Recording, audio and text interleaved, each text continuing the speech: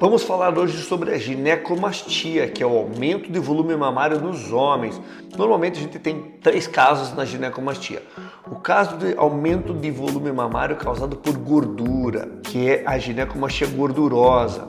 O segundo caso é a ginecomastia causada por aumento do tecido mamário, aquele carocinho mais duro, que é glandular. Essa é a ginecomastia glandular. Também pode ter uma ginecomastia mista, que é gordura e glândula. E também quando tem sobra de pele. Então seria um terceiro tipo, onde além de ter a ginecomastia internamente, existe uma sobra de pele que precisa ser retirada. Então como é que a gente faz? Primeira coisa, sendo uma ginecomastia gordurosa, o paciente está com sobrepeso.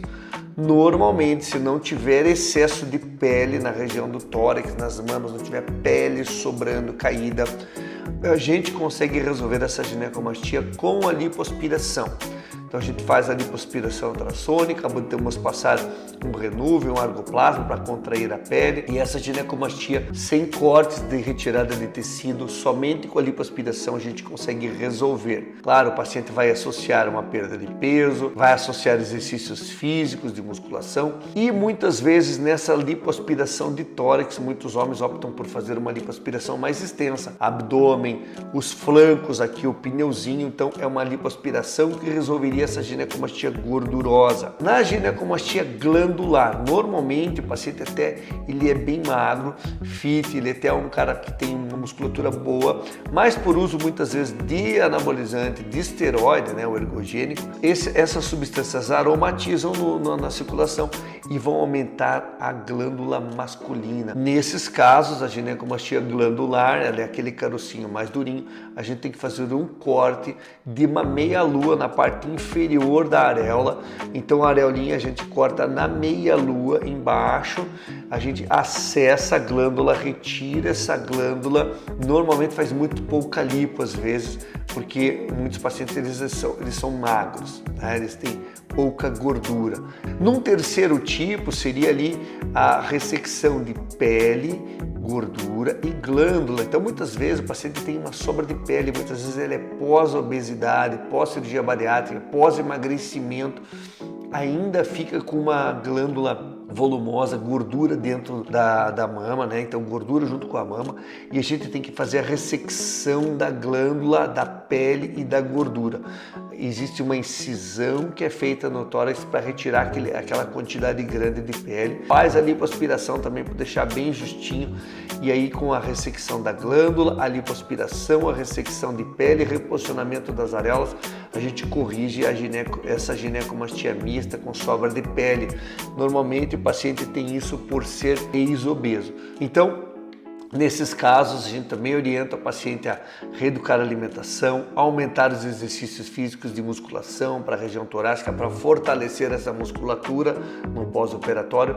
Em todos os casos, a recuperação é tranquila. Os pacientes muitas vezes me perguntam como que é a anestesia dessa cirurgia. É uma sedação, o paciente dorme como se fosse uma anestesia geral, não vê nada, e a gente faz uma anestesia local ou peridural para ele ficar totalmente anestesiado da região torácica.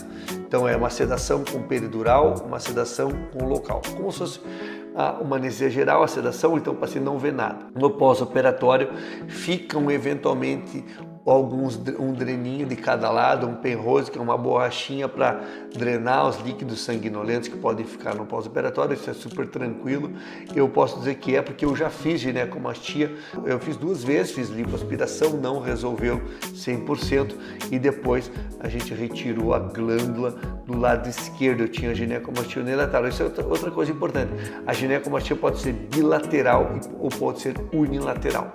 No pós-operatório, questão de uma semana já pode voltar para musculação, uma semana um pouquinho mais, um pouquinho menos, caminhada, exercício de esteira, alguma coisa mais leve, parte inferior também pode voltar às vezes até antes de uma semana, ali com 5, 6 dias, mas basicamente uma semana de repouso para cicatrizar legal e não ter muito risco de dar hematomas, tá? E em pouco tempo o paciente volta às suas atividades físicas mais, digamos, básicas, simples, sem muito esforço. Então o paciente, por exemplo, que faz crossfit, aí tem que esperar um pouquinho mais, né?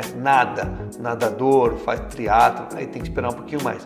Mas atividades como caminhada, uma esteira, né? Alguma musculação mais localizada e tal, que não seja muito intensa, já pode voltar antes. E a evolução normalmente é muito boa, o paciente fica muito satisfeito com os resultados, tá bom? Acompanhe mais a gente aqui nas redes sociais, vai ter muito mais informação para vocês sobre a cirurgia plástica.